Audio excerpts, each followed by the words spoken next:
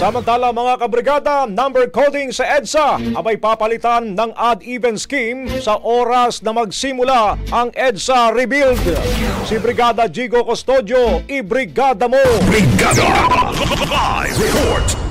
Nilinaw ng Metropolitan Manila Development Authority na papalitan ng odd-even scheme ang umiiral na expanded number coding scheme sa EDSA at hindi ito ipapatupad ng sabay habang isinasagawa ang rebuilding. Gayunman, mananatili pa rin ang number coding sa iba pang pangunahing lansangan sa Metro Manila na nasa jurisdiksyon ng ahensya.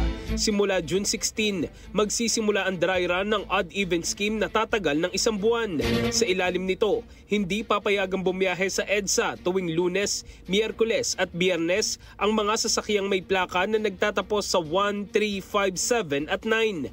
Bawal naman sa Martes, Huwebes at Sabado ang mga may plakang nagtatapos sa 0, 2, 4, 6 at 8. Ayon sa MMDA, sa oras na maipatupad ng odd-even scheme ay mababawasan nito ang mabigat na daloy ng trapiko kapag nagsimula na ang rebuilding ng EDSA sa June 13. In the heart of changing lives, ako si Brigada Jigo Custodio ng 105.1 Brigada News of Manila, The Music News Authority. Brigada Balita Nationwide. Ang bahaging ito ay hatid sa atin ng Yummy-Vit ES2 Oral Drops. Simulang tuparin ang pangarap ng iyong anak. And stunting now,